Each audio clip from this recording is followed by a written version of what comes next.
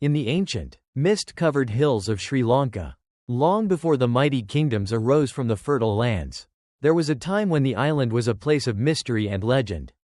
Its people lived close to the earth, their lives intertwined with the natural world, and their faith in the spirits of the land was unwavering.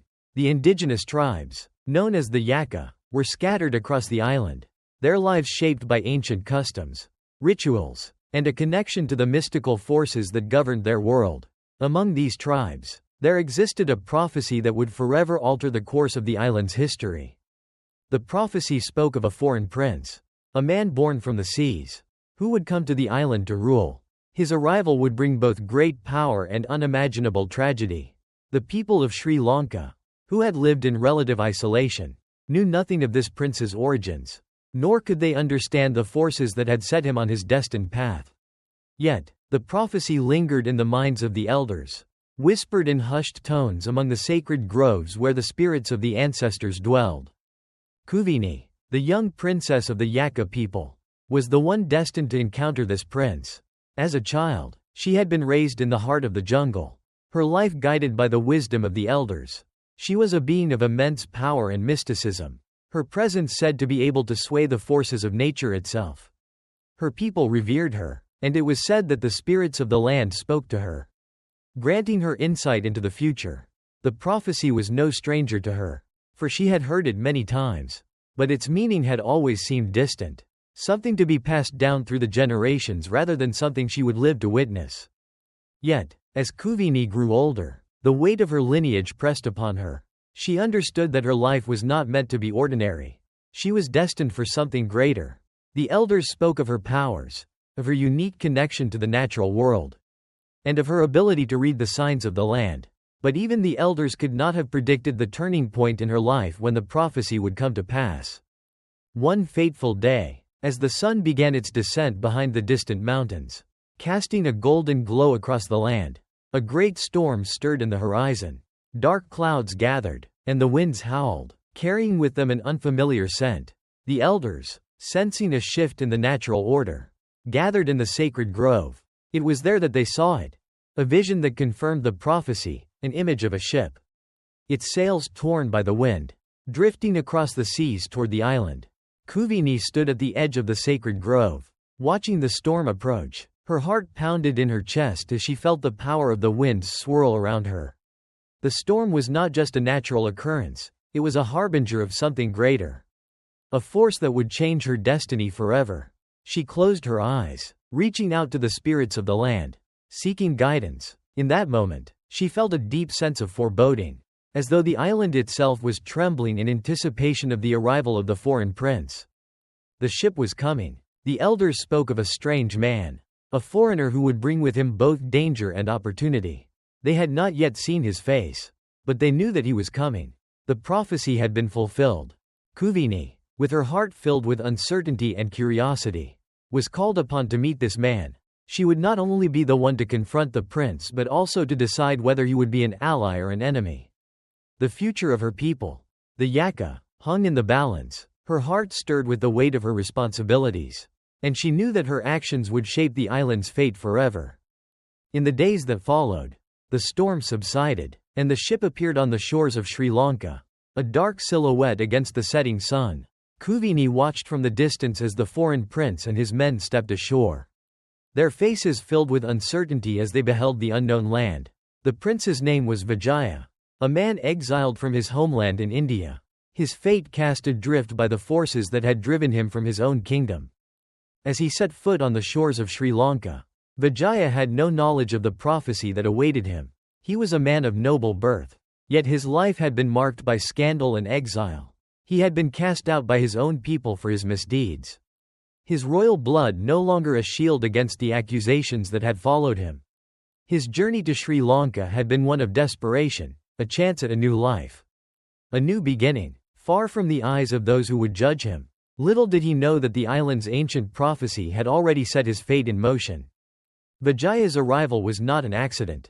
It was not the result of mere chance.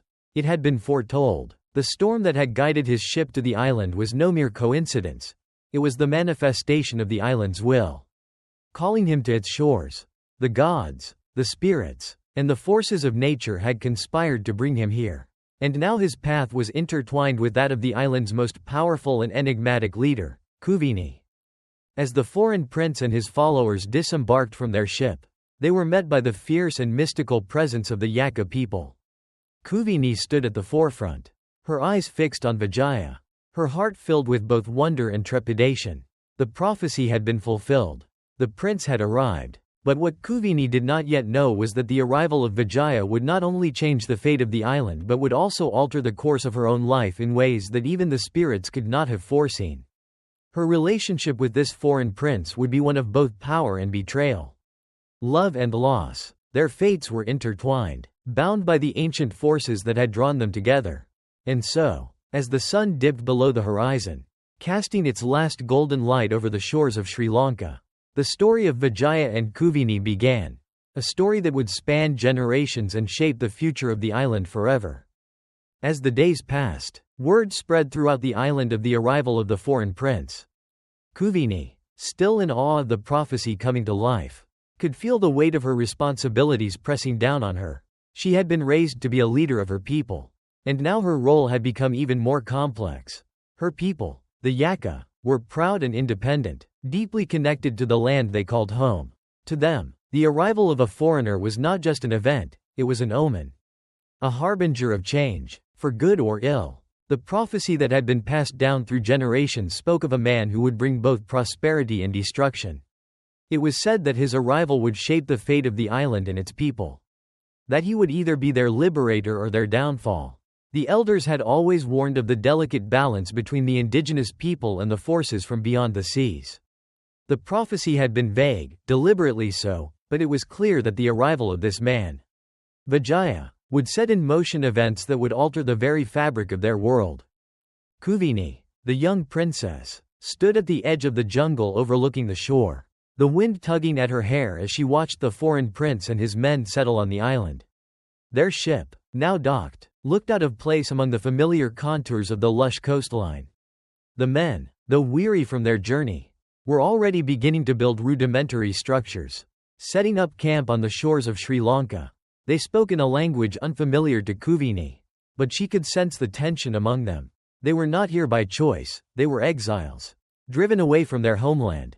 They were strangers in a foreign land, their future uncertain. The first encounter between Kuveni and Vijaya would set the tone for their complicated relationship. The two leaders met at the edge of the jungle, where the trees met the sea, their eyes locking in a silent acknowledgement of the prophecy that had brought them together. Kuveni stood tall and regal, her presence commanding, even in the face of a foreign prince. Her people, the Yakkha, had long been masters of the island, and she had inherited their strength, their resilience, and their connection to the spirits of the land. Vijaya, on the other hand, was a man of many contradictions. A prince by birth, but exiled from his homeland. He carried the weight of his past mistakes with him.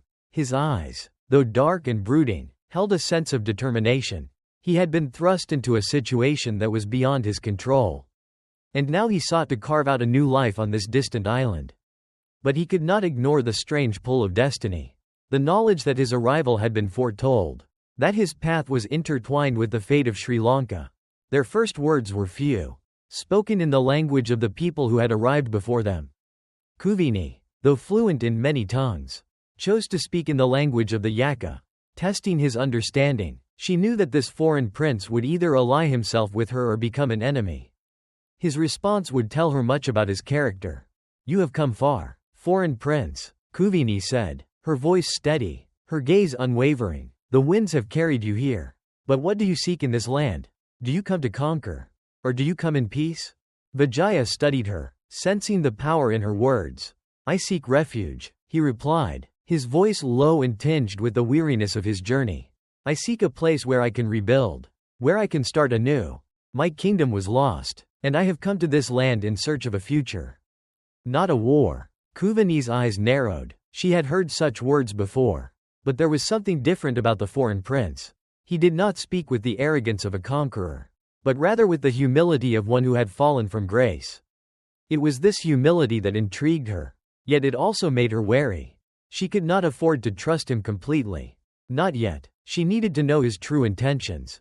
Your words are well chosen, Kuveni said, her tone still cautious. But the island is not yours to take. It belongs to the Yakkha, and we will not yield to any who seek to rule without respect. Vijaya, sensing the tension, nodded in understanding. I do not seek to rule over you, he said. I only seek a place to rebuild what was lost. I will respect your land, your people, if you will allow it. The exchange, though brief, was enough to set the foundation for their future interactions. Kuveni saw in Vijaya a man who was lost but not without purpose. A man who, despite his exile, was not driven by the same thirst for power that had defined many of the rulers she had known. There was something in his eyes that spoke of a man who had been humbled by life's trials. And yet, as much as she wanted to believe him, she knew that in the world of politics, action spoke louder than words. In the days that followed, Kuveni observed Vijaya and his followers. She watched as they began to build their settlement, laying the foundation for what they hoped would become a kingdom. She could see the determination in their eyes, the same determination that had once burned in her own heart when she had taken up the mantle of leadership.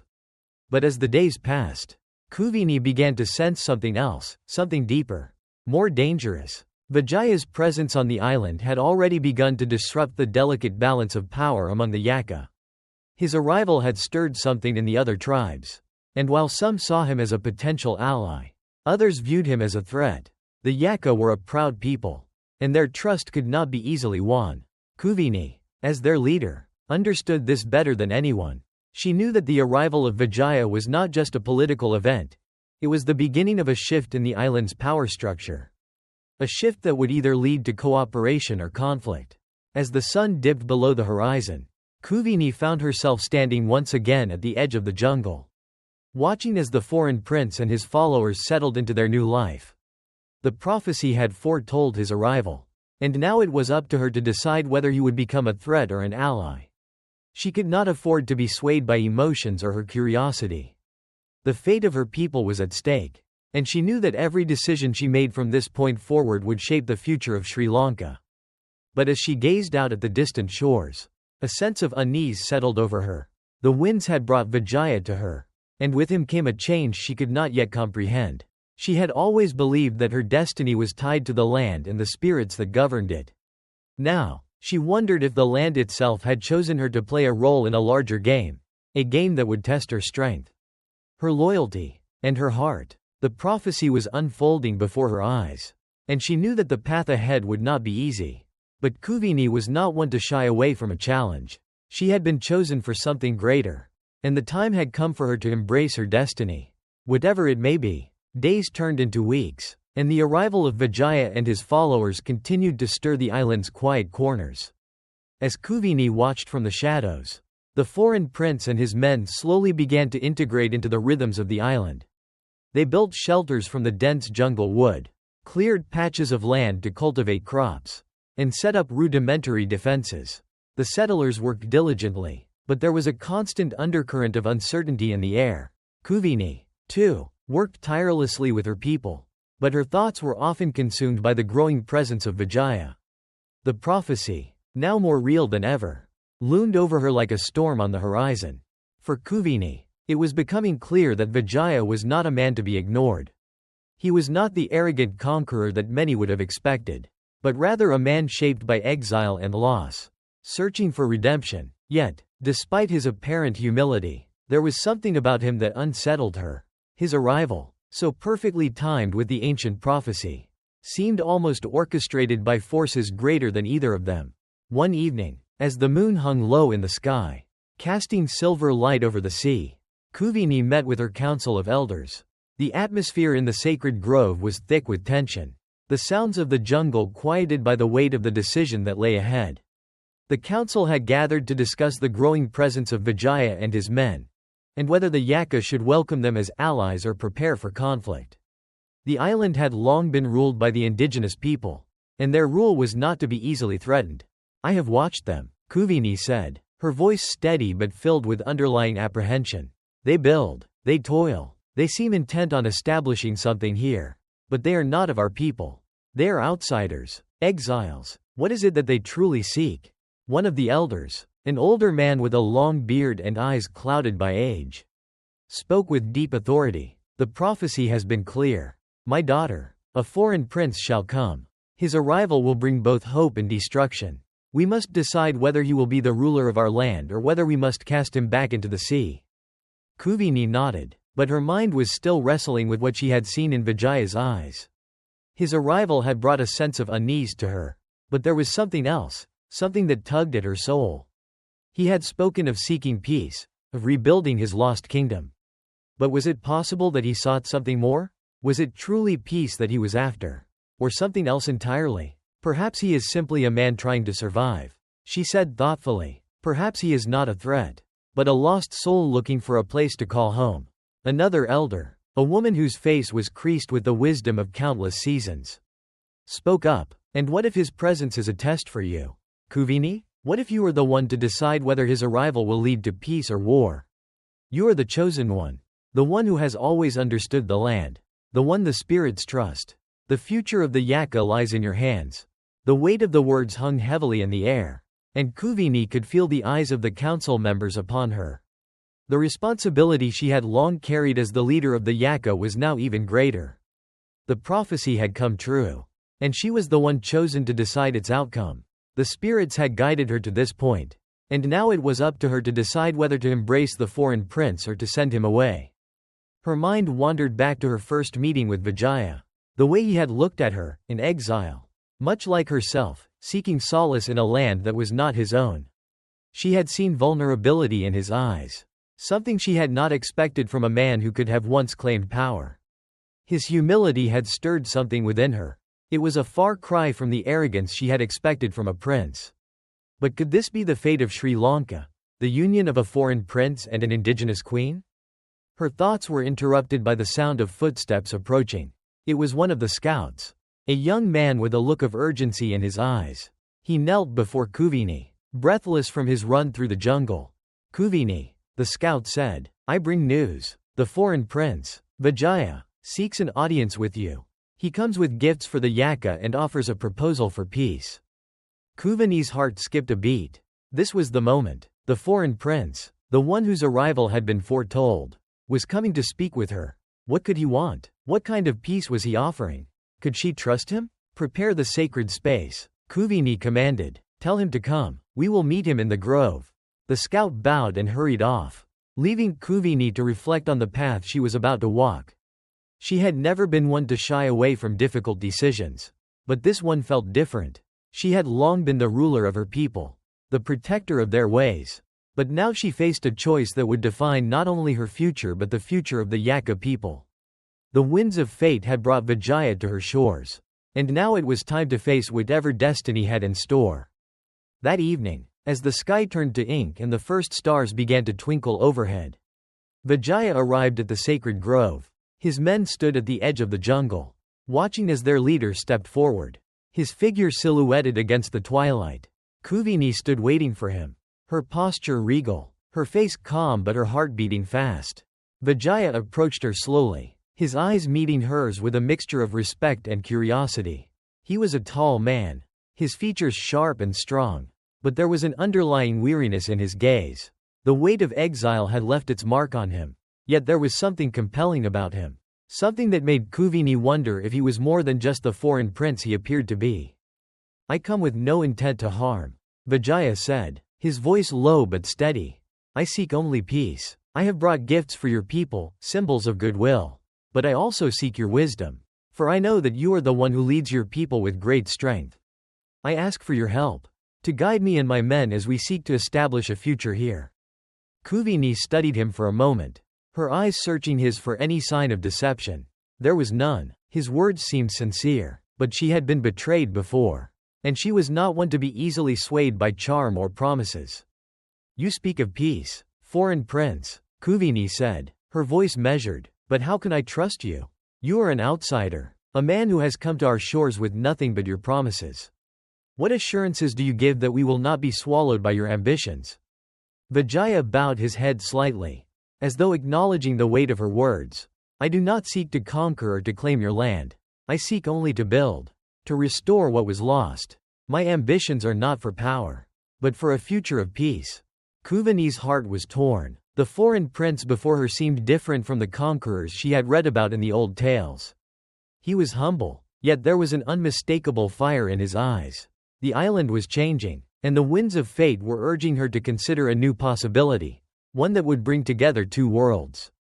One foreign and one native, in a way that had never been seen before.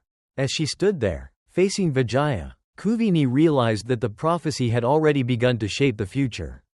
The question now was whether she would embrace the change or fight against it.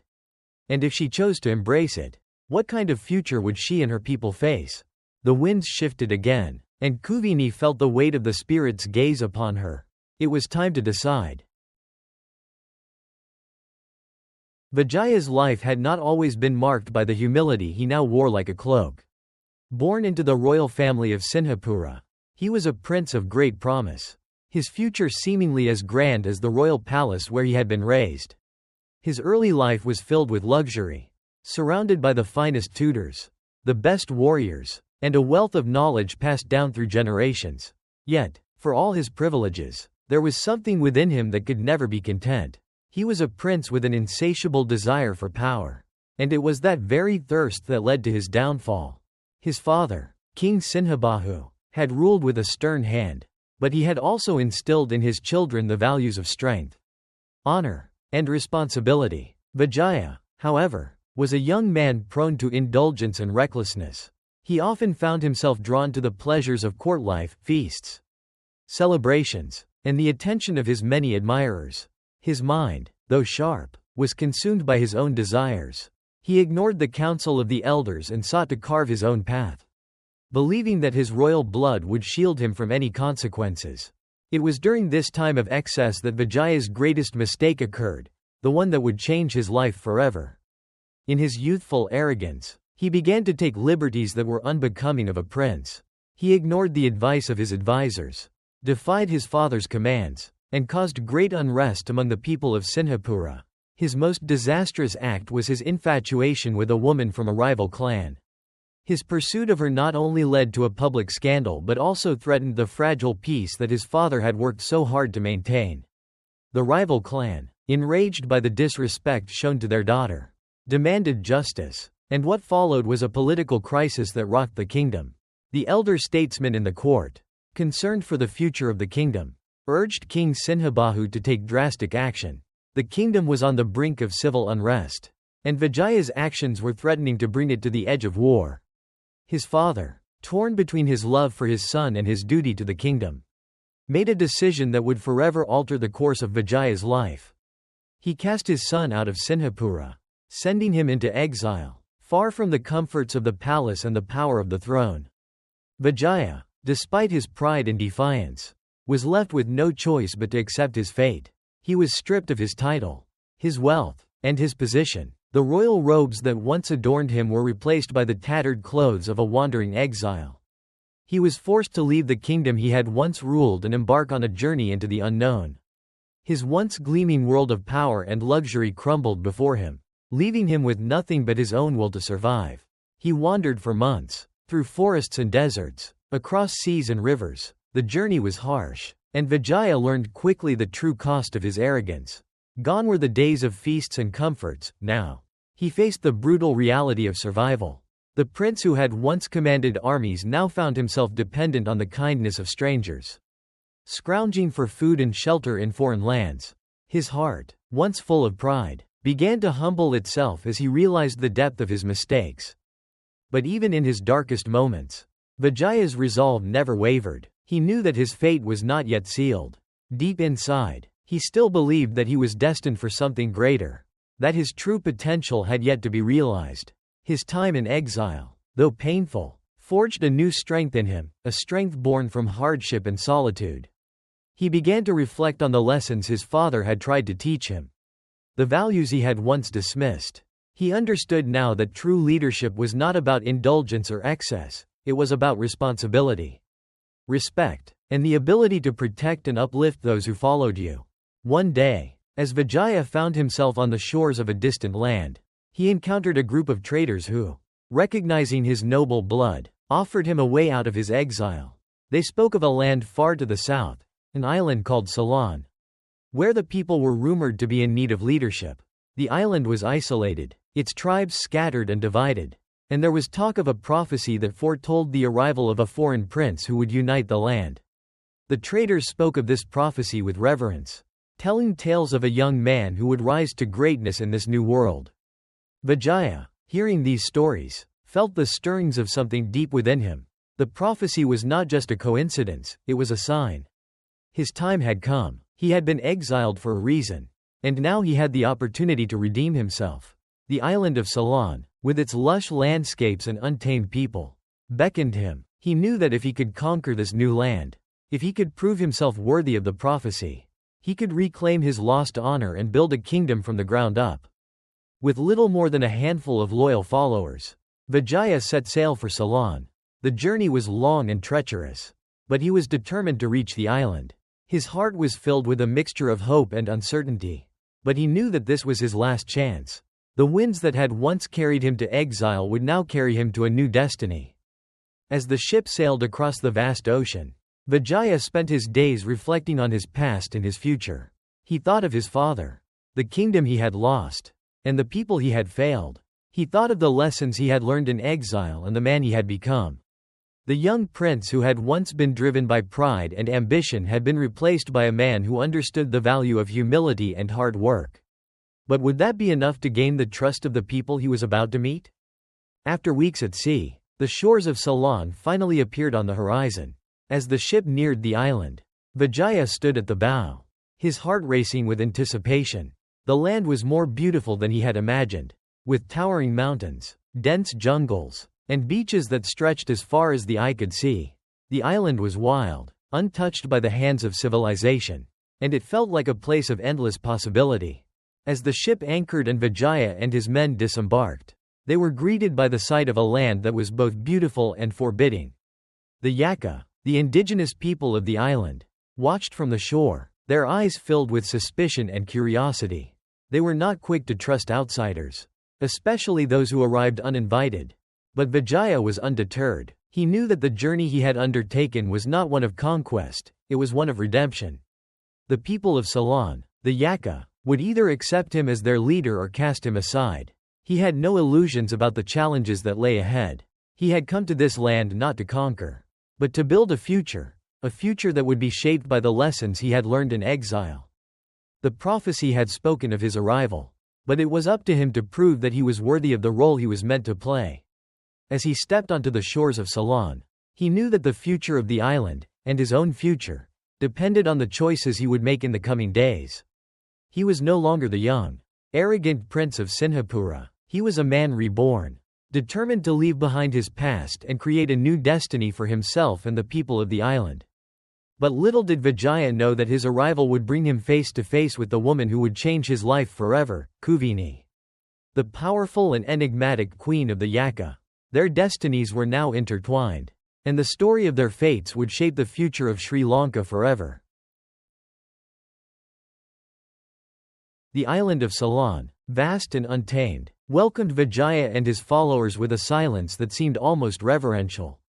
The lush green jungles stretched far beyond the horizon, the mountains looming like ancient sentinels, and the shores where they had landed were still untouched by human hands. The air was thick with the scent of the earth and saltwater, a primal energy that stirred something deep within Vijaya's chest. He had crossed the seas, journeyed for months, and endured hardships beyond measure to arrive here. And now, standing at the edge of the world, he felt that his destiny was about to unfold. But what kind of destiny awaited him? As the group of exiles made their way from the shore to the interior of the island, Vijaya could feel the eyes of the indigenous Yakkha people upon him. They stood in the shadows of the jungle, their faces hidden beneath the broad canopies of trees, watching with a mixture of curiosity and suspicion. The Yakkha were a fierce and proud people, not easily swayed by outsiders, and Vijaya knew that earning their trust would be no small feat. These were the people of the prophecy, the ones whose fate would be tied to his own. How would they receive him? Would they see him as a savior or a threat? It wasn't long before he received his answer. Kuveni, the queen of the Yakkha, was the first to approach him. She appeared seemingly out of nowhere, stepping into the clearing from the dense jungle with a grace that seemed to defy the very laws of nature. Tall, regal, and powerful, her presence commanded immediate attention. Her eyes, sharp and full of wisdom, locked onto Vijaya's with a force that made his breath catch.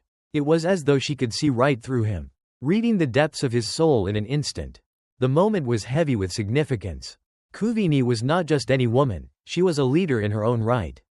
A powerful figure who commanded the respect and loyalty of her people. Her lineage stretched back to the very heart of the island, to the spirits of the land that governed the Yakkha. She was the one the prophecy had spoken of, the one whose future was intricately tied to the foreign prince who had arrived on her shores. Vijaya felt a mixture of awe and apprehension as he faced her. He had been prepared to meet the Yakkha, but he had not expected to face such a formidable force in the form of a woman.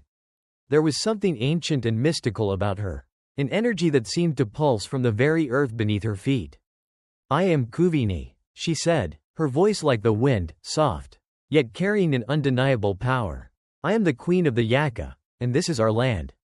You, foreign prince, have come uninvited, but the winds have carried you to us. Tell me, what is it that you seek?" Her words were not accusatory, but they were filled with an edge that made Vijaya pause.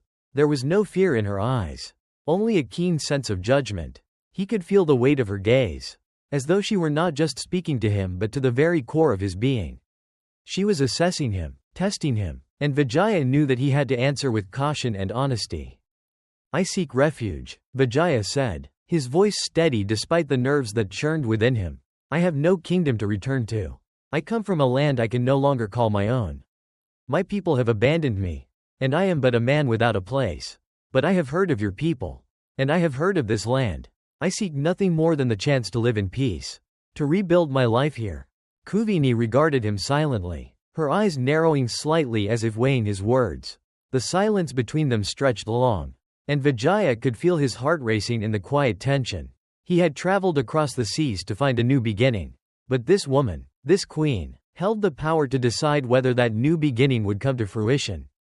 "Peace," Kuveni repeated, her lips curling into a faint smile that was not unkind but held a note of skepticism. "You speak of peace, but what is peace to a man who has lost everything? To a man who has been cast out from his own land? Do you believe that peace can be found so easily, Prince Vijaya?" Her words were sharp, and they cut through him like a blade. He had not expected her to offer him a warm welcome, but he had hoped for a chance to prove his sincerity. She had a point, though. His arrival, no matter how peaceful his intentions, was bound to stir unease among the Yakkha. The island had its own way of life, and outsiders were not easily welcomed into its heart. "I do not expect peace to come without effort," Vijaya replied, meeting her gaze with a quiet resolve. "I know that I cannot erase the past, but I can try to make amends for it.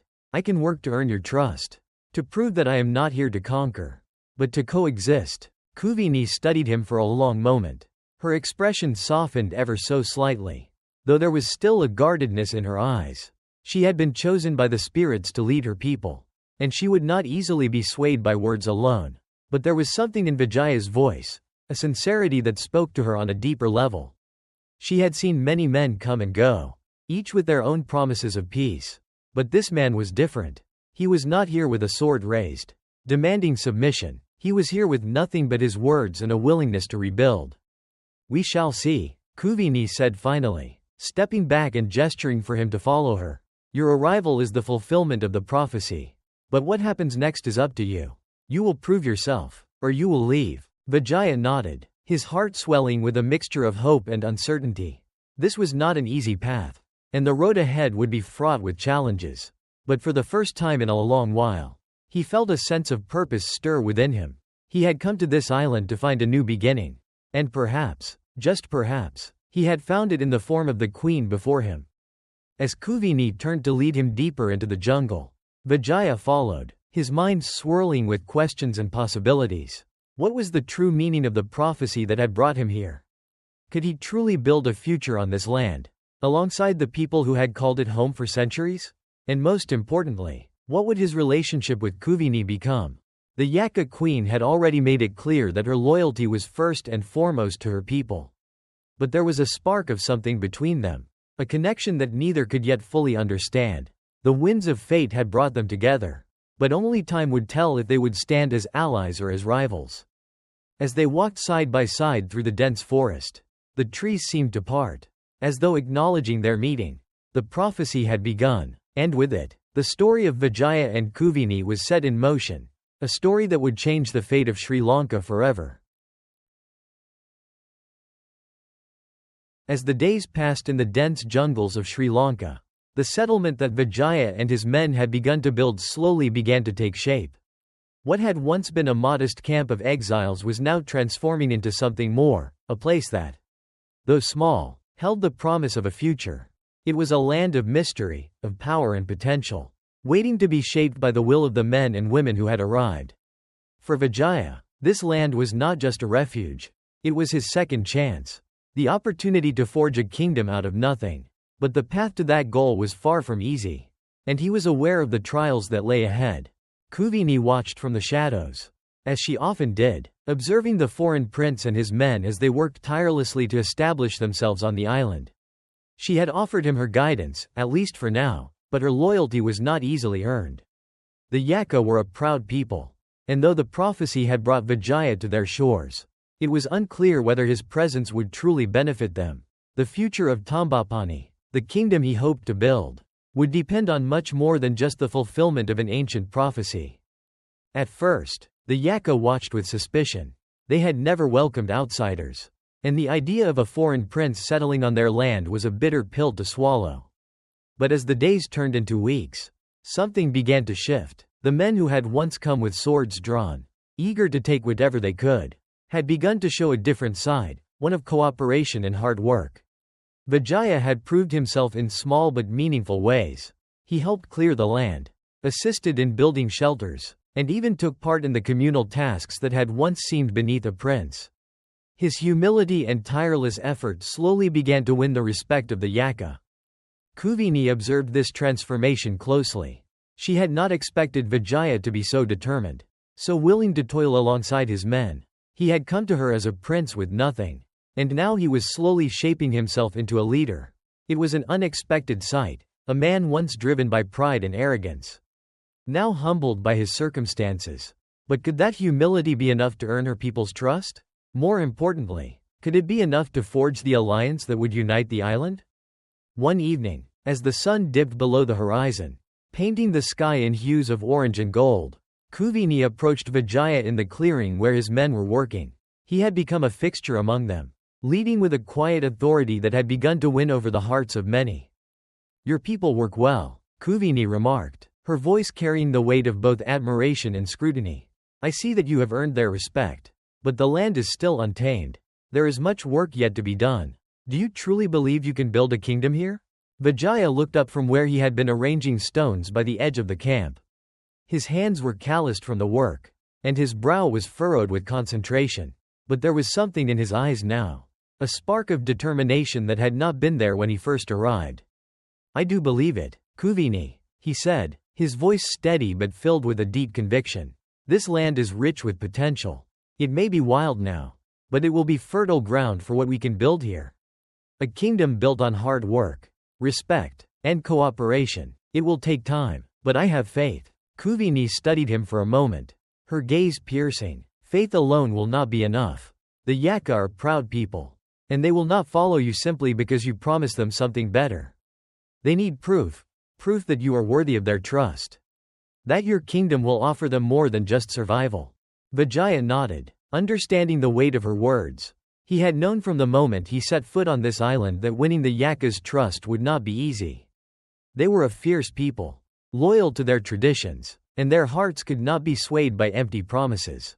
He needed to offer them something more, something tangible. "I understand," he said, his voice quiet but filled with resolve. "I will not just speak of peace and prosperity. I will show them that I am here to build, not to conquer. We will work together. I will earn their trust, one step at a time." The weeks turned into months, and the settlement of Tambapani began to take root. The once rough camp was now a bustling community, its structures stronger and more permanent. The men worked side by side with the Yakkha, learning from each other, teaching each other new skills. What had once been a group of exiles now felt more like a family, bonded not just by the shared goal of survival but by the spirit of cooperation that had begun to define their way of life. Yet, Despite this progress, tensions remained beneath the surface. The Yakkha were still wary of the foreign prince. Some of them had begun to speak in hushed tones about the dangers of trusting an outsider, even one who seemed to be genuinely working for their benefit. There were murmurs of dissent, of doubts about whether Vijaya's promises of peace were truly genuine. His presence, despite all the work he had done, still felt like an intrusion to many. Kuveni, who had been a pillar of strength and authority among the Yakkha, felt the growing unrest among her people. Her role had never been more crucial. As their queen, she had to balance the need for progress with the loyalty she felt to her people and the traditions that had bound them together for generations. The prophecy that had brought Vijaya here had set in motion a series of events that could not be undone. She had to decide whether the future of the Yakkha was best served by embracing Vijaya and his vision or by resisting him and maintaining the status quo. One evening, as the stars began to twinkle overhead and the firelight flickered in the center of the camp, Kuveni sought out Vijaya once more. She found him by the fire, his gaze fixed on the dancing flames, his expression contemplative. He looked up as she approached, a faint smile crossing his face. "You have done much," Kuveni said, her voice soft but firm. "Your people are working hard, and Tambapani is growing, but you are not yet the ruler of this land. Vijaya, the Yakkha are not so easily won. You must prove that you are worthy of the trust you seek. You must show them that you are not here just to build a kingdom for yourself, but a kingdom for all."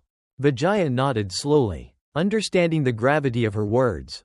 He had not expected an easy path, but the challenge now before him seemed even more daunting than he had realized. The Yakkha were proud, and though they had begun to work with him, there was still a long road ahead. He would have to prove not only to Kuveni but to every man, woman, and child in Tambapani that he was more than just a foreign prince. He would have to show them that he was worthy of leading them, that his kingdom would be one that could offer them prosperity, safety, and a future. "I will prove it to them," he said, his voice low but resolute. "I will work for them, as I have worked for myself. I will show them that my kingdom is not just a dream, it is a reality that we can build together." Kuveni regarded him for a long moment, her expression unreadable. Then, with a slight nod, she spoke again. "We will see, Vijaya, we will see." The days turned to months, and as the settlement of Tambapani continued to grow, so did the challenges that Vijaya faced. But with every passing day, he proved himself more and more to the Yakkha. He worked alongside them, shared in their struggles, and offered his leadership when needed. Slowly but surely, the tide began to turn, and the Yakkha's skepticism began to fade. The people of Tambapani, though still wary, began to see in Vijaya a leader, a man who, despite his foreign origins, had earned their respect through his actions, not just his words. And so, under the leadership of Vijaya and the guidance of Kuveni, the foundations of a new kingdom were laid. Tambapani, once a place of exile and uncertainty, began to take shape as the heart of a new era in Sri Lanka. The prophecy had set this journey in motion, but it was the will of the people, the work, the unity, and the shared vision that would determine the true fate of the land.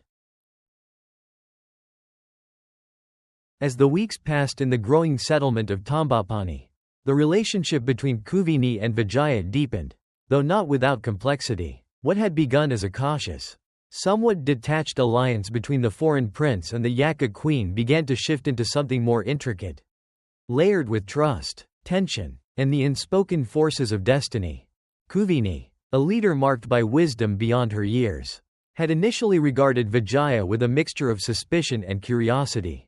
She had seen men like him before, outsiders who came with promises of grandeur and peace but whose ambitions often proved to be their true motivation. But Vijaya was different. In the early days, he had been driven by nothing more than the necessity of survival. But as time wore on, it became clear that his heart was set on more than just rebuilding his life.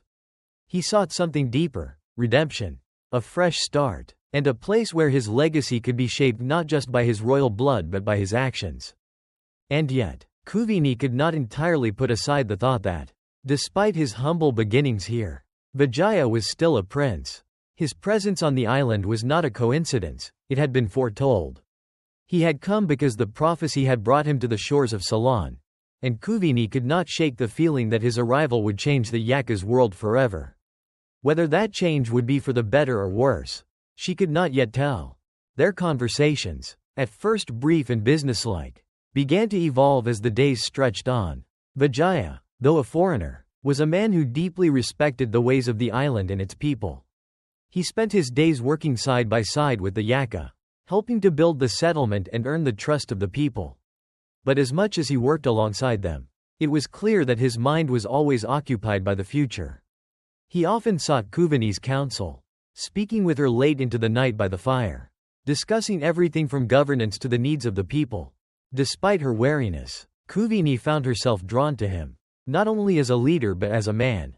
His sincerity, his quiet resolve, and the humility with which he approached every task began to peel away the layers of her skepticism. She had always been a woman of strength, molded by the trials of leadership and her own lineage. But there was something in Vijaya that resonated with her, a shared understanding of responsibility, of sacrifice, and of the weight of leadership. Still, she was careful. She had been betrayed once, by those she had trusted, and the scars of that betrayal still ran deep. The Yakkha were her people, and she could not afford to be distracted by personal emotions or desires. The kingdom she sought to build, one where her people would thrive, had to come first. One evening, as the sky turned from soft pink to deep indigo, Kuveni found herself walking through the settlement, her thoughts heavy. The day had been filled with the sounds of labor and life, axes cutting into trees, the hum of workers constructing homes, and the laughter of children echoing through the camp. Yet, despite the progress that had been made, there was an undercurrent of tension. Some of the Yakkha remained wary of Vijaya's intentions, and Kuveni knew that she had to find a way to unite her people. Her divided heart mirrored in the hearts of those she led. Her path brought her to the edge of the settlement, where she saw Vijaya standing by the riverbank, staring into the water. The moonlight shimmered on the surface, casting silvery reflections of the surrounding trees. He seemed lost in thought, his posture relaxed but his gaze distant. "Vijaya," she called softly, not wanting to startle him. "You are up late tonight." Vijaya turned, a small, quiet smile playing at the edges of his lips. "I often find solace here," he said, motioning to the river. "The stillness of the night.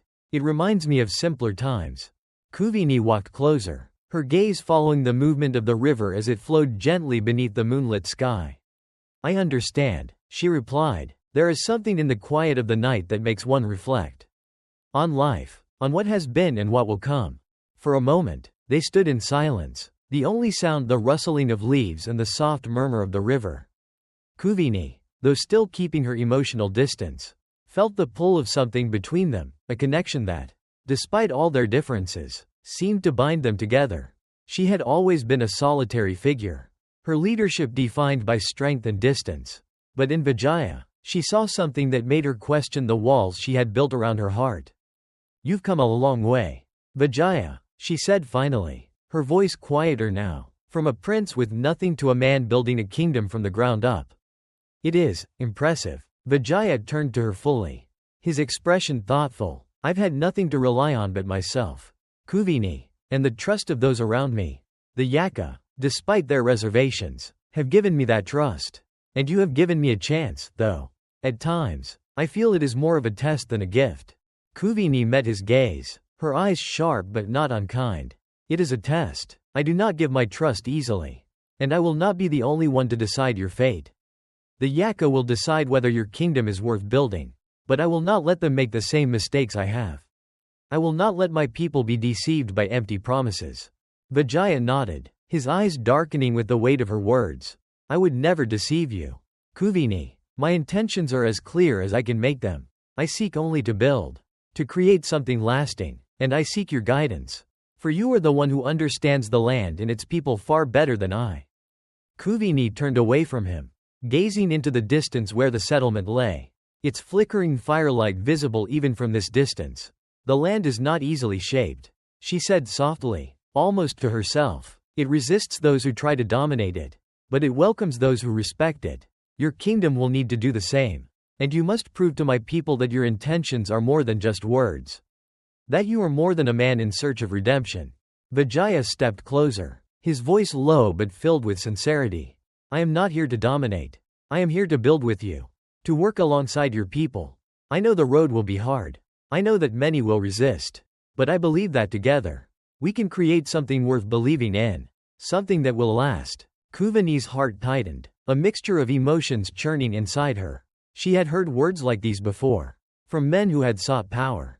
Who had promised the world only to take it for themselves. And yet, there was something different in Vijaya's words. Something that made her pause. You speak as if you have already decided your fate, she said, her voice soft but filled with the weight of her own unspoken thoughts. But fate is never so easily decided. It is shaped by actions, by choices made in the moment.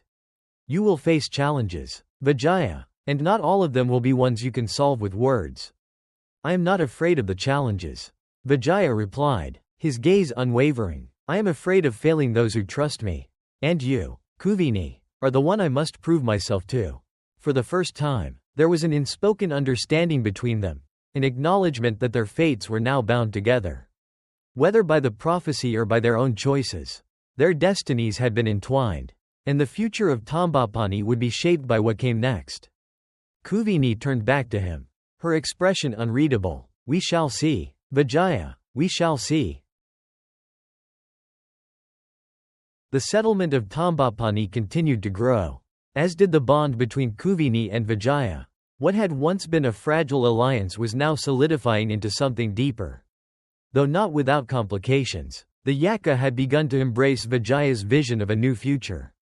A kingdom where the indigenous people could live in peace, their traditions respected, and their role in the land's future guaranteed. For a while, it seemed as though the prophecy had come to fruition. The foreign prince and the Yakkha queen would rule together, bringing about a prosperous era for the island. Yet, beneath the surface of progress, the seeds of doubt and resentment began to sprout, especially among the more traditional members of the Yakkha. Kuveni, though she had worked tirelessly to maintain the fragile peace, began to feel the weight of her people's mistrust. There were whispers among the elders, who questioned whether it was wise to place so much power in the hands of a foreign prince. Regardless of his noble intentions, some feared that as Vijaya's influence grew, their own power would be eroded, that their independence would be sacrificed in the name of unity. Kuveni, too, began to feel the strain, though she respected Vijaya's dedication and his genuine desire to build something lasting. She couldn't ignore the growing distance between them. In the beginning, they had shared a sense of purpose, working together toward a common goal. But as time went on, Vijaya's vision for the future of Tambapani began to shift. Subtly but undeniably, he no longer spoke of sharing power, but rather of ruling, of making decisions for the kingdom without consulting her. His authority, once humble and shared, was now becoming more unilateral. And with it, Kuveni's doubts began to surface. She had always been a leader first, her duty to her people paramount above all else. She had placed her trust in Vijaya because of the shared prophecy and the understanding that together they could build a prosperous future. But now, she was questioning whether that trust had been misplaced. She had given him the benefit of the doubt, hoping that his loyalty to her people was as strong as his desire for redemption. But the reality of power was beginning to show its true face. And it wasn't the idealistic vision he had once shared with her. One night, as the moon hung high over Tambapani, casting its pale light across the growing settlement, Kuveni found herself standing at the edge of the village, overlooking the fields where the workers had labored all day. The quiet hum of life filled the air, but inside, she felt an undeniable tension. It was as if the earth beneath her feet had begun to shift, and she was no longer certain of her place on it. She had been summoned by Vijaya to meet him at the clearing by the river, the same spot where they had first shared their hopes for the future. She had hoped, at first, that this meeting would be a moment to reaffirm their alliance, to strengthen their bond. But now, as she walked toward the spot where he stood waiting for her, she could not shake the feeling that something was amiss. Vijaya, she greeted him, her voice steady but laced with uncertainty. He turned to face her, his expression unreadable. His clothes were now more befitting a leader, rich fabrics, embroidered with gold and silver thread. It seemed a far cry from the humble exile who had first arrived on the island. The transformation had been swift, and the changes in his appearance reflected the growing power he wielded. Kuveni, he said, his voice soft but firm. I've been thinking about the future. About what we've built here. She nodded, her gaze narrowing slightly. I have been thinking about it too. About the future of Tambapani, and the future of our people. But I wonder, Vijaya, if we share the same vision for it. His gaze faltered for a moment, but he quickly regained composure. What do you mean? I mean, Kuveni began slowly, her words measured, that I have noticed a shift. You've begun to make decisions without consulting me. You've started to take control of the kingdom in ways that I didn't expect. That I didn't agree to. We agreed to build something together. But now it seems as though you are seeking to rule alone. Vijaya's expression hardened, his jaw tightening. I do not seek to rule alone. Kuveni, I am trying to build a kingdom that will last. A kingdom that will endure for generations. I cannot afford to wait for approval at every turn. Decisions must be made quickly. And we cannot afford to hesitate. Kuveni took a step closer to him, her eyes narrowing. You speak of the future. But what about the people? The Yakkha? You have begun to make decisions for them without understanding what they truly need. The kingdom is not just about power. It is about their trust. Their well-being. We cannot forget that. Vijaya took a deep breath. His face now clouded with frustration. I haven't forgotten anything. But what you don't understand, Kuveni, is that the people need strong leadership. They need someone to take charge. I cannot stand idly by while we wait for consensus. The kingdom is mine to build. As much as yours. Kuveni felt a coldness spread through her chest at his words.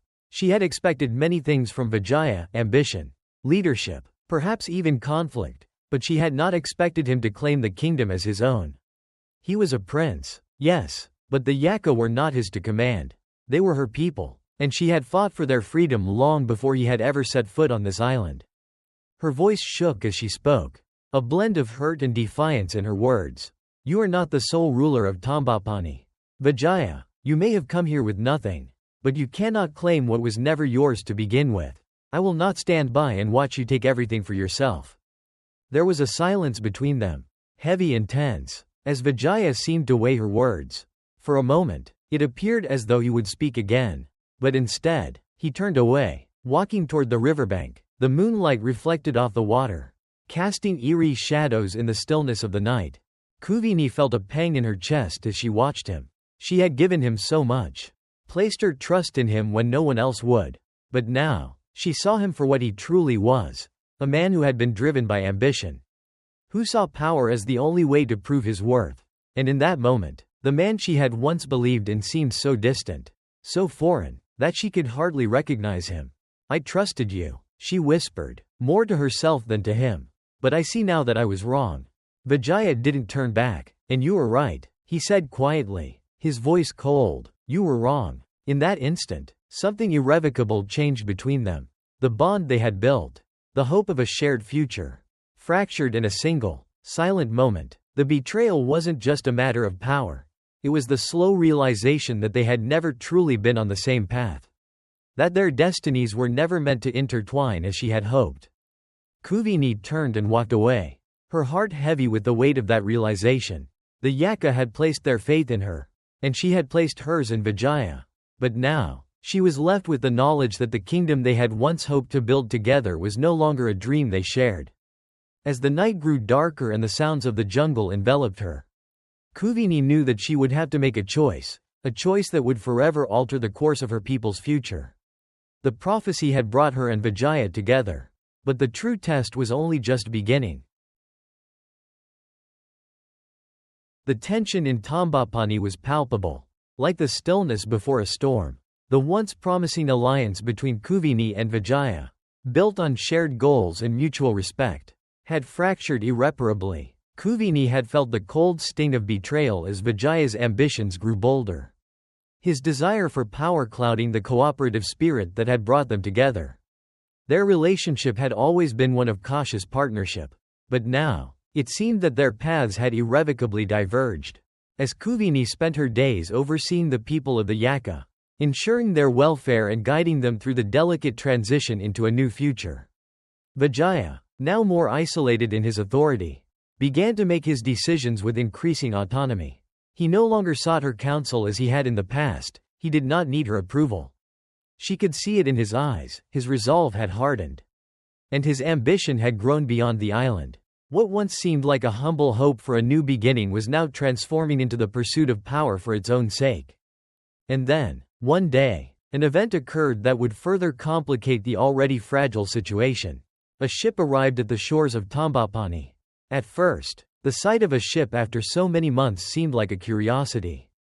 But as the vessel anchored and the crew disembarked, it became clear that this was not just a simple trade ship or a foreign vessel. This ship had come bearing something that would change the course of their history, a reminder of Vijaya's past. One that Kuveni had hoped to leave behind. The ship's arrival was heralded by the sound of the sailors calling out to one another as they unloaded crates and barrels onto the shore. Word spread quickly among the Yakkha that the ship carried an important passenger, a woman of royal descent. An Indian princess sent to join the settlement as part of a diplomatic arrangement that would bring stability and recognition to Vijaya's newly established kingdom. Kuveni, sensing the shift before the first words were even spoken, was filled with a rising dread. She had heard rumors of an alliance between Vijaya and a princess from his homeland in India. And now, with the arrival of the ship, it seemed the truth was confirmed. The very woman that Vijaya had promised to marry before his exile had arrived on the shores of Tambapani. The Indian princess, whose name was Sunita, was a vision of grace and beauty, her presence immediately commanding the attention of all who saw her. She was dressed in fine silks, her dark eyes radiating intelligence and calm. But there was also a sense of authority about her. She was no stranger to politics, having been raised in a court where power was as much about alliances as it was about lineage. Vijaya was waiting for her on the shore as she stepped off the ship. He greeted her with the kind of warmth and deference that Kuveni had once hoped would be reserved for her. His gaze softened as he saw her approach, and his posture straightened with the pride of a man welcoming a long-awaited ally. His words to her were filled with affection and respect, as though she were the solution to everything that had gone wrong in his world since his exile. Kuveni stood in the background, watching the scene unfold with a mixture of disbelief and sorrow.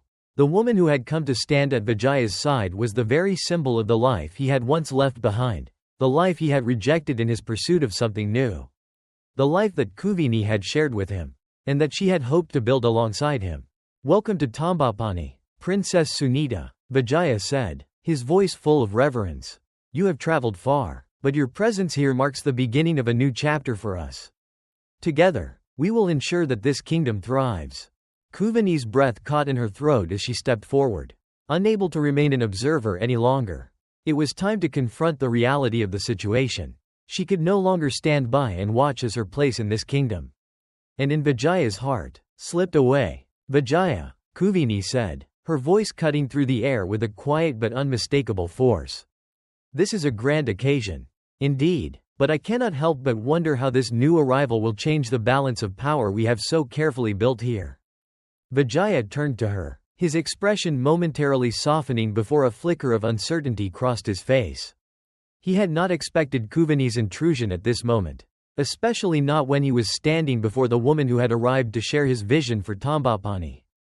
"Kuveni," he began, his tone still respectful but tinged with the weariness of a man who had already made up his mind. "Princess Sunita is here to help solidify our kingdom. Her presence is a symbol of our ties to India, a mark of legitimacy for the future. You know as well as I that this kingdom will need recognition, alliances, and strength if it is to survive. She is a key part of that future." Kuveni's heart sank as she listened to his words. The promise he had once made to her, the partnership they had forged, seemed to dissolve with every syllable. He was no longer the man she had worked beside in the early days of Tambapani. He was now a ruler, one who had set his sights on something greater than the Yakkha or the land they had fought for. He had abandoned their shared vision for power and recognition, and in the process, he had abandoned her. "I see," Kuveni said, her voice steady but laced with a quiet fury. "You have made your decision, and now you seek to undo everything we have built together. You choose her, Vijaya. You choose the life you once knew over the life we have tried to create." Vijaya looked at her, his eyes hardening. "You misunderstand, Kuveni. This is not a choice of abandoning you. It is a choice to secure the future of the kingdom. We need Princess Sunita's alliance, and with it, we can ensure that our kingdom will stand strong for generations. There is no room for weakness." The coldness in his voice stung more than Kuveni had anticipated. He was not the man she had once trusted, the man she had shared her dreams with. He had become someone else entirely, a ruler who saw no place for compromise. No room for shared leadership. And in his eyes, there was no longer room for her. Sunita, who had been standing quietly by Vijaya's side, stepped forward then, her expression a mixture of curiosity and cautious understanding. "It is clear that there is much to discuss," she said, her voice smooth but with a firmness that matched the resolve in her eyes. "I am here to help. But I understand that trust must be earned." Kuveni glanced at her, feeling a wave of both anger and sorrow flood her chest. Sunita, like Vijaya, was a foreign figure, a person who had come from another land to take her place. The woman who stood before her had not fought for this kingdom. She had not fought for the Yakkha. And yet, she was the one who now stood beside Vijaya, the one who would shape the future. "Not Kuveni. I will take my leave," Kuveni said, her voice controlled despite the storm inside her. "The future is yours to decide, Vijaya, but remember this. What you build on the backs of others may eventually crumble when the foundations are weak." With that, Kuveni turned and walked away, her heart heavy with the weight of her decision. She knew that the future of Tambapani was no longer hers to guide. The man she had once trusted was lost to her now, and the dream of a shared kingdom was slipping through her fingers. As she walked back into the heart of the settlement, the sounds of life seemed distant, as though the world around her was becoming a blur. Her people, the Yakkha, were beginning to look at her with the same uncertainty that had filled her own heart. She had been their queen, their leader, but now, she was no longer sure of where she fit in this new world that Vijaya and Sunita were shaping. And as the moonlight bathed the land in its silvery glow, Kuveni knew that the kingdom of Tambapani had begun to change in ways she could not control. The prophecy had brought her and Vijaya together, but it was clear now that their fates were destined to part. The days following the arrival of Princess Sunita were some of the most difficult for Kuveni. The settlement of Tambapani, once a beacon of hope and unity for the Yakkha and the exiled prince, had begun to shift in a direction she could not control. The land, rich and untamed, had once represented the possibility of a fresh start, a kingdom built on mutual respect, hard work, and shared vision. But now, under the weight of Vijaya's growing ambition and his newfound alliance with Sunita, the dream of unity seemed like a distant memory. Kuveni, the queen who had once held the trust of her people, now felt like a mere shadow in her own kingdom. She had given so much, her loyalty, her strength, and her love, but it was not enough. Vijaya's eyes were no longer focused on her, they were fixed on the future, on power, and on securing his place in the annals of history. His ambitions had taken him far from the ideals they had shared. And now, with Sunita by his side, it seemed as though he had turned his back on everything they had built together. She had never been one to wallow in self-pity, and the sting of betrayal, though sharp, only fueled her resolve. Kuveni knew that she could not allow herself to be sidelined. If the kingdom of Tambapani was slipping through her fingers, then she would take it back. She would not be discarded, not after everything she had sacrificed. The Yakkha, her people, needed her now more than ever. The first step in her plan was subtle, a quiet gathering of the elders who had once pledged their loyalty to her. They had been hesitant in recent days, unsure of which way the winds were blowing, but Kuveni knew how to sway them. She had spent years winning their trust, and now, as she sought to rally them once more, she would use every bit of that influence. The stakes were higher than ever before, and she could not afford to fail. One evening, as the sun dipped below the horizon, painting the sky in brilliant hues of red and orange, Kuveni called the elders to a private meeting in the sacred grove. The air was thick with the scent of damp earth and the quiet sounds of the jungle. But there was no time to waste. As the elders gathered, their faces solemn and their eyes wary, Kuveni stood before them, her posture straight and her expression hard. "We cannot allow the foreign prince and his new ally to steal our future," she began, her voice low but filled with authority. "I have trusted him, I have stood by his side and helped him build this kingdom. But he has betrayed me. And worse, he has betrayed the Yakkha. The time has come for us to take control of our destiny." The elders exchanged glances, their faces filled with uncertainty. But Kuveni's gaze never wavered. She could see that some were still loyal to her, while others were swayed by the promises that Vijaya had made. But she knew how to appeal to their instincts, to the part of them that still remembered the power of their people, the strength of their traditions. "We cannot let this man rule over us," she continued, her voice gaining strength. "He is not one of us. He is a prince of another land. And now he has turned his back on the very people who helped him. He has placed his own ambitions above the good of our people. We must act, or we will lose everything." The silence that followed was heavy, the weight of her words sinking into the hearts of the elders. Slowly, one by one, they began to nod, their expressions hardening with determination. They had watched as the settlement of Tambapani grew under Vijaya's rule. But they had also seen the cracks in the foundation, the signs that his leadership was becoming more about power than about unity. "We will act," one elder finally spoke, his voice gruff but resolute. "But we must be careful. If we strike too soon, we risk plunging the entire kingdom into chaos. We need a plan. Something that will shake Vijaya's confidence and make him see that he cannot rule us as he wishes." Kuveni smiled coldly. "I have a plan, and it will not only shake his confidence, it will shatter it. The time for compromise is over. We will take what is ours." In the days that followed, Kuveni set her plan into motion. She began to sow seeds of dissent among the people of Tambapani, carefully stoking the embers of rebellion that had begun to flicker beneath the surface. The Yakkha, despite their loyalty to her, had grown weary of Vijaya's authoritarian rule, and she could feel the growing discontent among the workers, the farmers, and the warriors who had once pledged their allegiance to the foreign prince. They were no longer satisfied with promises of power and prosperity. They wanted a ruler who understood them, who had fought for them.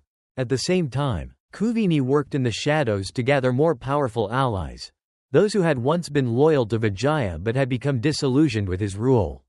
She knew that she needed to weaken him from within, to turn his closest supporters against him. And in this, she was skilled. She knew how to play the game of politics, how to manipulate the fragile allegiances that held their world together. But Kuveni's actions were not just about undermining Vijaya's power. They were about reclaiming what she felt was rightfully hers. The Yakkha were her people, and Tambapani was her kingdom. She would not allow a foreign prince, no matter how noble his intentions, to strip her of her birthright. She had given him the chance to lead alongside her, to build something together, but he had chosen to leave her behind. Now, it was time to take control, to seize the power that was hers by birth and by right.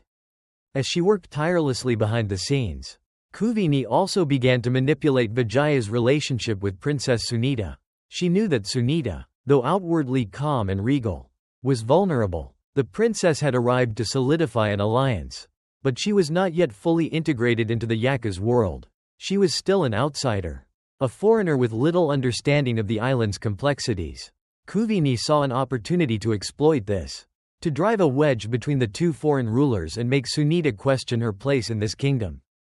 One evening, as the stars shone brightly above, Kuveni sought out the princess. She found Sunita alone by the riverbank, her gaze lost in the reflection of the moonlight on the water. The princess turned as she heard footsteps, and Kuveni smiled warmly, though there was a hidden edge to her expression. "Princess Sunita," Kuveni began, her voice soft and inviting. "I must admit, it is not easy for someone like you to come into a new land, especially one as unfamiliar as this. But you are wise to join us. The future of Tambapani lies in unity, and I am here to help you understand the people you seek to rule." Sunita, still new to the politics of Tambapani, regarded Kuveni with cautious interest. "I am only here to help, to stand by my husband's side. My loyalty is to him, and I seek to strengthen our bond with your people." Kuveni's smile deepened, her eyes gleaming with hidden intent. "And yet, there are those here who still wonder whether Vijaya truly understands the Yakkha, whether his ambitions are truly in the best interests of this kingdom. It is hard, you know, to stand by a man who seems so distant from the people he has promised to protect." The princess frowned, her brow furrowing with the weight of Kuveni's words. "What do you mean?" Kuveni leaned in slightly, her voice dropping to a whisper. "I mean that Vijaya is not the man he once was. He seeks power, not unity. And you, Princess Sunita, may find that your place in this kingdom is not as secure as you think. The Yakkha are not like the people of your homeland. They are not easily swayed by promises, and they may begin to question whether they need a foreign prince at all." Sunita recoiled slightly, her eyes narrowing with suspicion. Are you suggesting that I should abandon my husband? Kuveni's smile faded, replaced by a look of steely determination. I am suggesting that you consider what is best for the people.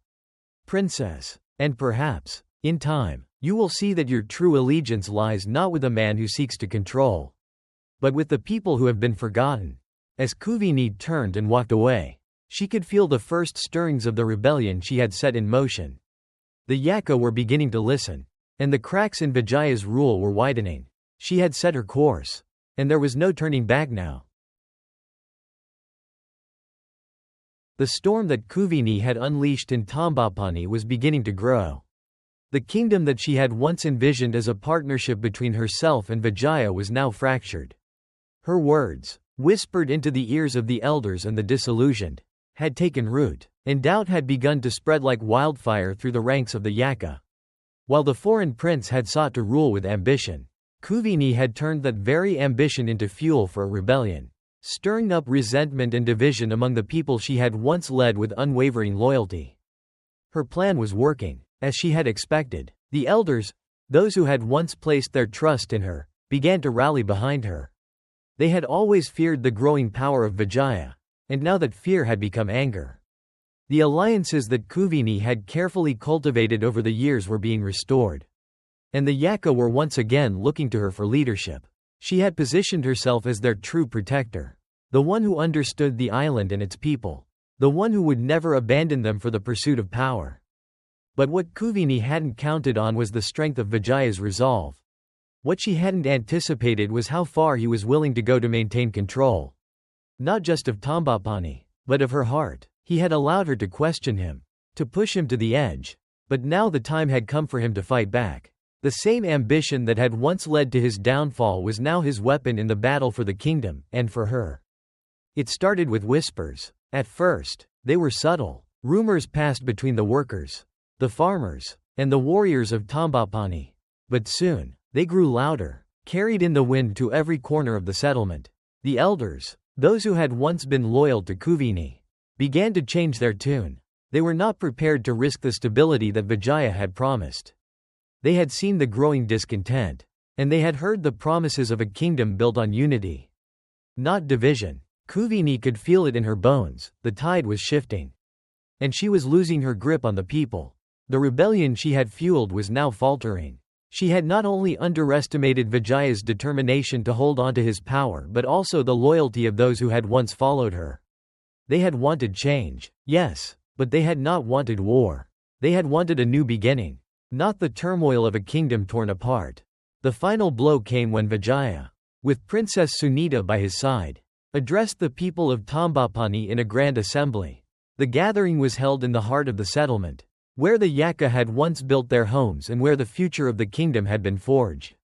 But now, as the sun sank low, casting long shadows over the crowd, it felt like a funeral for the dream Kuveni had once had. Vijaya stepped forward, his presence commanding the crowd's attention. He was no longer the humble prince who had arrived on the shores of Ceylon, but a man who had become a king in every sense of the word. His posture was straight, his expression resolute. He was not just addressing his people, he was asserting his authority, reclaiming what was rightfully his. People of Tambapani, Vijaya began, his voice rich with power and confidence. I stand before you today, not as a prince, but as your ruler. I have given my heart and soul to this land, and I have fought for the future of this kingdom. What we have built here is a kingdom of unity, of strength, and of peace. But peace cannot be built on lies or betrayal.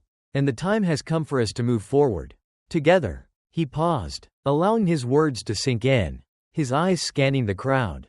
The Yakkha, their faces a mixture of awe and uncertainty, watched him with rapt attention. But it was clear from the murmurs spreading through the crowd that his words were striking a chord. The people were not ready to tear down what had been built, even if it had come at the cost of their trust in Kuveni. I have heard the whispers, Vijaya continued, his voice now taking on a sharper edge. I have seen the division among us, and I will not stand by while my people are torn apart by those who seek to manipulate and deceive. The woman who once stood beside me, who once called herself my ally, has betrayed you all. She has sought to turn our people against each other. to sow discord and doubt. But I will not allow that to happen. A collective gasp rose from the crowd as Vijaya's words struck their mark. Kuveni, who had been standing near the edge of the assembly, felt the weight of the betrayal that had just been laid at her feet. She had never imagined that Vijaya would turn so completely against her. That he would use her own tactics of manipulation against her. But there was no turning back now. His accusations were the final blow to her power. And the kingdom she had once hoped to build with him was now slipping away. I stand here today with Princess Sunita by my side, Vijaya said, his voice now filled with finality. She is not just my wife, she is a symbol of the future we will build together. A future that is free from betrayal, free from the past, and it is with her that I will lead this kingdom forward. For the good of all. As he finished, the crowd erupted into a roar of approval. Their loyalties now firmly aligned with Vijaya and Sunita. Kuveni felt her heart sink. Her vision of a united kingdom shattered before her eyes. She had fought for Tambapani, for the Yakkha, but now it seemed that her time was over. The betrayal she had once planned had come full circle. And now, it was she who was the outcast. Kuveni stood in silence as the crowd began to disperse. Their support for Vijaya now undeniable. She had lost, not only her people's loyalty but her place in the kingdom she had once called her own. She could no longer stay in a place where she had been rejected. She knew what she had to do. That night, Kuveni left Tambapani. She left behind the settlement, the people, and the kingdom that had been her birthright. She would not fight a war she could not win. The Yakkha, the land, and the future of the kingdom were no longer hers to shape. But as she disappeared into the jungle, her mind began to sharpen. Her failure was not the end. She would not let Vijaya and Sunita have the last word. The seeds of rebellion she had planted had not been completely uprooted. The Yakkha, despite their allegiance to Vijaya, still remembered the strength of their queen. They still remembered the power of their people. And in time, Kuveni knew, there would be those who would rally behind her once more. Her fall was not the end of her story, it was only the beginning of something darker. Kuveni's revenge had been thwarted for now. But the kingdom of Tambapani was built on fragile ground. And in time, the empire Vijaya had worked so hard to establish might yet crumble under the weight of its own foundation. The days turned into weeks. And weeks into months. But the shadow of Kuveni's presence continued to loom over Tambapani. Even as she vanished into the dense jungle. Far from the kingdom she had once sought to build. For all the power and authority Vijaya had claimed, the scars of her rebellion remained etched into the land. Her fall from grace had not erased the mark she had left on the people of Tambapani. Nor had it extinguished the fire of resistance that still smoldered in their hearts. Vijaya's rule, now solidified with the arrival of Princess Sunita, had begun to take on a new form. The settlement of Tambapani, once a humble refuge for exiles, had transformed into a growing kingdom under his leadership.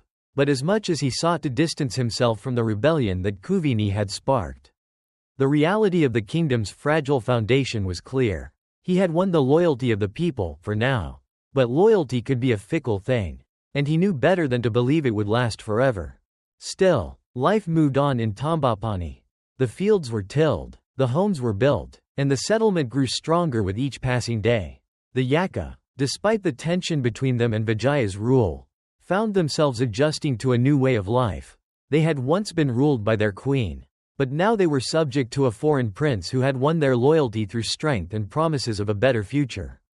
Yet, even in the midst of this newfound peace, there was an undercurrent of unrest. The elders, though they had pledged their allegiance to Vijaya, still spoke of Kuveni in hushed tones, remembering the queen who had led them with a fierce love for her people. They had once placed their trust in her, and though they had shifted their loyalty, the memory of her leadership was far from forgotten. There were whispers, faint but persistent, that she had been betrayed by the very man who now claimed to rule the kingdom she had built.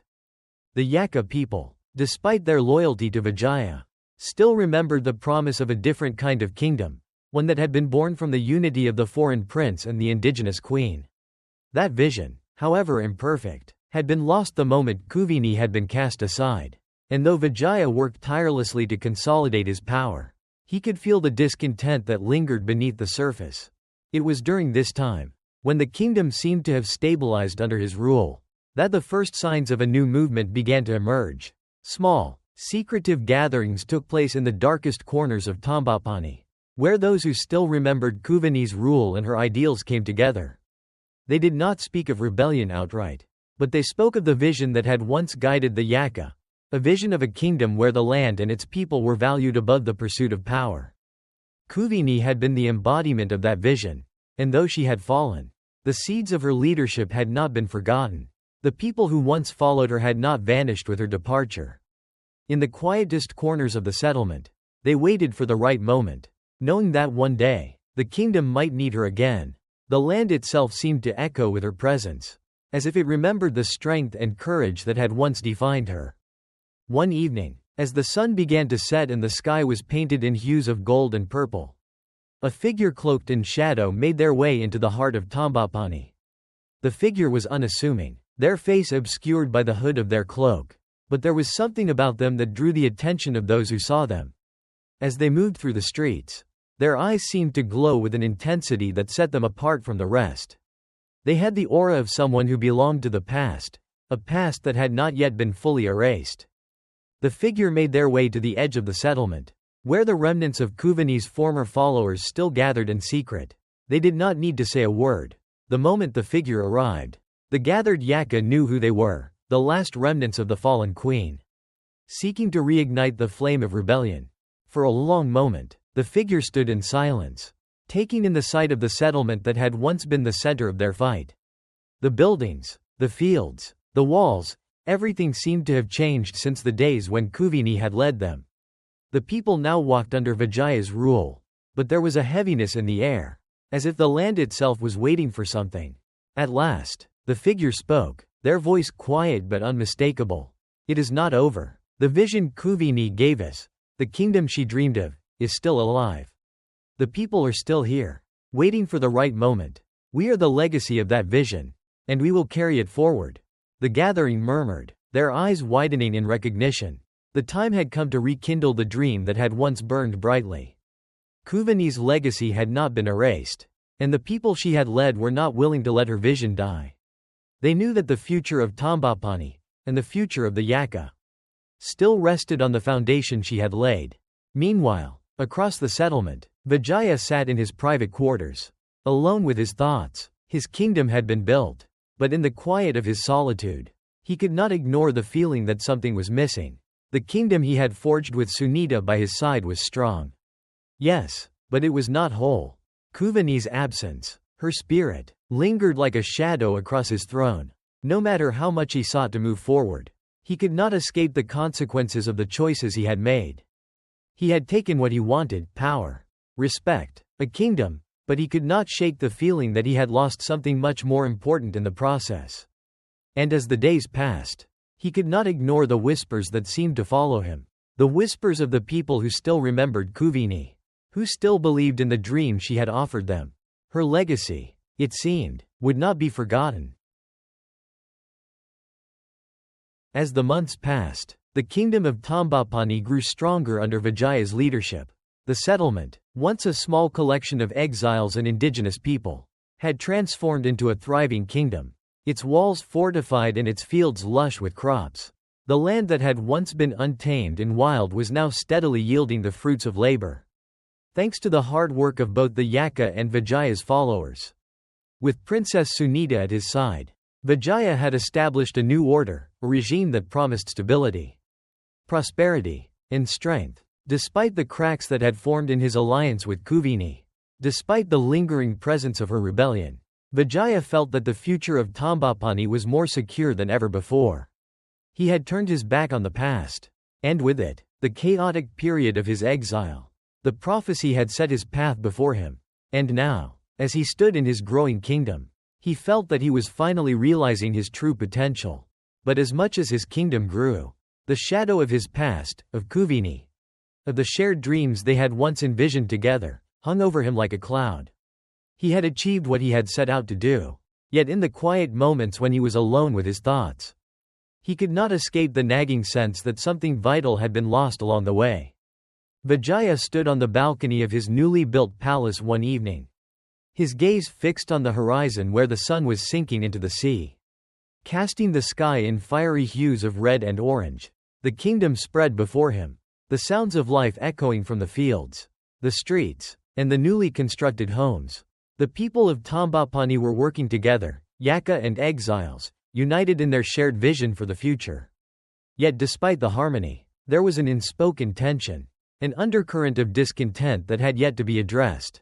The dream that he had shared with Kuveni, the kingdom that they had imagined together, was no longer his. It was no longer a shared vision.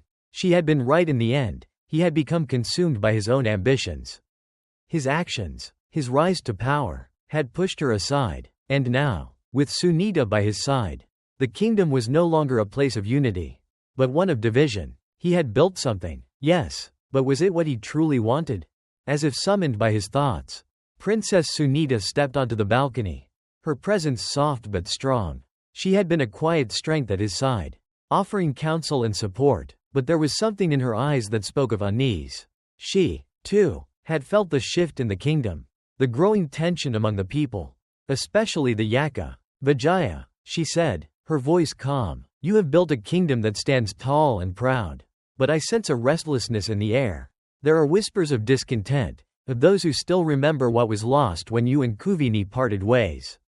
Vijaya turned to her, his expression thoughtful. You feel it too. Then, the unrest among the people. The kingdom is growing, but it is built on shaky foundations. Kuveni's vision, the one we once shared, is still alive in their hearts.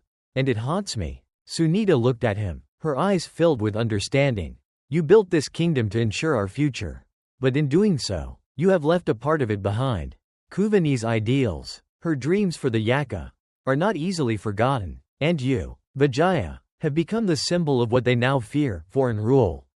The breaking of promises, the loss of identity. Vijaya sighed, rubbing a hand over his face. I thought I was doing what was best for everyone. I thought if I could create something stronger, something more enduring, that the people would see it as a sign of progress. But now, I see it, the weight of what I've sacrificed, the unity that I've broken. Sunita reached out and placed a hand on his arm, her touch gentle but firm. It is not too late to make amends. Vijaya, the future of Sri Lanka, of Tambapani, lies in your hands. You have built a kingdom. But now, you must rebuild the trust that has been lost. You cannot do this alone. You must find a way to bridge the divide, to honor the past while forging a new future. Her words struck him with the force of truth. For all that he had built, for all the power he had claimed, it was meaningless if the people, the Yakkha, the ones he had promised a better future to, did not believe in it. And in that moment, Vijaya realized that what he had done was not enough. He had not honored the promise he had made to Kuveni, nor had he fulfilled the vision of a kingdom where both his people and hers could coexist. The kingdom had grown under his rule, but it was not a kingdom of unity. It was one of quiet oppression, of unspoken divisions. The rebellion that had once been sparked by Kuveni's words, though quelled for now, still simmered beneath the surface. Her vision was alive, not in the form of defiance, but in the hearts of the people who had once followed her. And if Vijaya was to move forward, he would need to reckon with the legacy of the woman he had betrayed. Determined, he turned to Sunita, his resolve hardening. I must meet with the Yakkha. I must address them, speak to them directly. The kingdom is at a crossroads. And if I am to lead it, I need their trust. I need to give them something that is more than just power. I need to give them hope again. Sunita nodded, her face softening with understanding. It will not be easy. But you are not alone in this. We will rebuild this kingdom together. As partners, not just as rulers, but as leaders who seek to unite, not divide. The next day, Vijaya called a grand assembly of the Yakkha, inviting them to gather in the heart of Tambapani. The Yakkha, once hesitant, had begun to adapt to the new reality of the kingdom. They had accepted Sunita as their princess and had gradually accepted Vijaya's rule. But there were still those who held to the memory of Kuveni, who longed for the unity she had promised, who could not fully embrace the kingdom that Vijaya had built without her. Vijaya stood before the people, his heart heavy with the weight of what he was about to say. This was the moment he had been waiting for, the moment to prove that he could lead not just through power, but through humility and understanding. His voice was steady but filled with emotion as he addressed the gathered crowd. My people, he began, I stand before you not as a king who has conquered, but as a man who has learned. I have learned that a kingdom built on division, on broken promises, is no kingdom at all. I have made mistakes, and I will not shy away from them. I have betrayed the trust of the woman who once stood by my side. And I have lost the vision that we shared. I thought I could build something stronger, something better, but in doing so, I have forgotten the very foundation of our kingdom, unity. There was a murmur among the crowd. But Vijaya pressed on, his eyes searching for those who still doubted him. We must rebuild this kingdom. Together, not just with walls and fields, but with the strength of our bonds, our shared history. I ask for your forgiveness. And I ask for your trust. Let us honor the past, even as we forge a future. Let us unite the Yakkha and those who have come to us. Side by side, as the words left his lips, Vijaya felt the weight of his past actions lift. But only slightly. The path ahead would be long, and the healing would take time. But for the first time, he felt that he was moving in the right direction, a direction that, if the Yakkha would allow him, would lead to a kingdom that could truly stand united. And so, under the light of the setting sun, with the land stretching out before him, Vijaya made his stand, not as a conqueror, but as a leader who sought redemption, who sought unity, and who sought to honor the legacy of a woman who had once shown him a better way. The years that followed the Great Assembly in Tambapani marked the beginning of a new chapter in the kingdom's history. Vijaya, now fully aware of the mistakes he had made, devoted himself to rebuilding the kingdom that had been born from the prophecy. He worked tirelessly to mend the relationships between the Yakkha and the foreign settlers. Seeking unity where once there had been division, his kingdom was no longer defined by the ambition of one man, but by the cooperation of its people, an unlikely alliance forged through struggle, understanding, and, at last, forgiveness. Vijaya's reign was not without its challenges. The kingdom faced external threats from neighboring territories, and internal dissent sometimes threatened to tear apart the fragile unity they had built. But as each new day passed, Tambapani grew stronger, the land flourished, the people worked together, and the once divided factions of the kingdom began to find common ground. At the heart of this unity was the memory of Kuveni. Her presence, though absent from the kingdom she had once ruled, continued to echo through the halls of Tambapani. The Yakkha people, who had followed her with such fierce loyalty, never forgot her vision of a kingdom where all people were respected, where no one ruled in isolation. They honored her memory in small ways, through the stories they told their children, through the rituals they carried with them, and through the enduring hope that one day, the unity she had promised would be realized. Kuveni's legacy, though marked by betrayal and heartbreak, was ultimately one of transformation.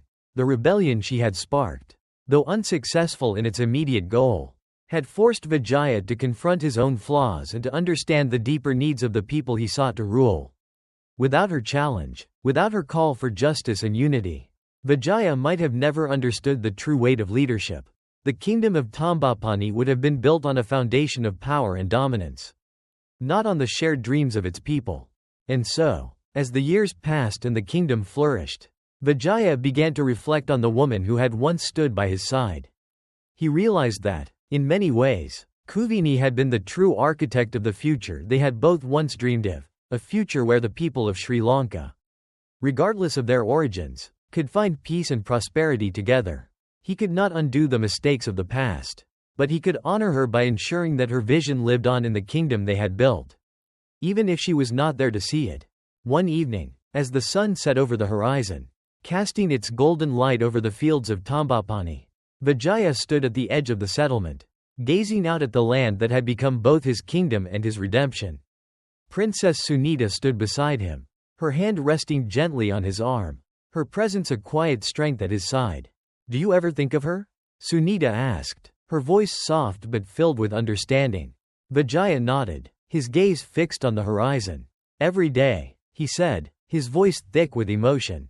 "Kuveni was more than just a queen to me. She was a guide, a force that pushed me to become the man I am today. I failed her, and I failed the people when I turned my back on her. But I can never forget the lessons she taught me, the lessons of unity, of working together for something greater than ourselves." Sunita's hand tightened on his arm. "You have done what you could, Vijaya. You have rebuilt this kingdom with your own hands. You have brought peace and prosperity. Not through power, but through understanding. That is her legacy. 2. Vijaya turned to face her. His eyes filled with gratitude. I can only hope that the future we have now, the kingdom we have built, will be worthy of her vision. The people of this land will always remember her. And so will I. As the stars began to twinkle in the evening sky, the two of them stood together, silently acknowledging the weight of the past and the promise of the future. The kingdom of Tambapani had risen from the ashes of betrayal and conflict. And in its place stood something stronger, something that, though imperfect, was built on the shared hopes and dreams of its people. And though Kuveni was no longer there to see it, her spirit lived on in the land, in the people, and in the legacy she had left behind. The kingdom was hers as much as it was Vijaya's, for she had been the spark that had ignited the fire of change. The unity that she had dreamed of, the vision she had fought for, would continue to guide the kingdom long after her departure. In the end, it was clear that no matter how much the world changed, no matter how the winds of fate shifted, the impact of Kuveni's legacy would never fade. She had been the true queen of Tambapani, and her reign would be remembered in the hearts of the Yakkha and all those who called the kingdom home. Her story was one of strength, of sacrifice, and of hope, a story that would live on through the generations, shaping the future of Sri Lanka for centuries to come.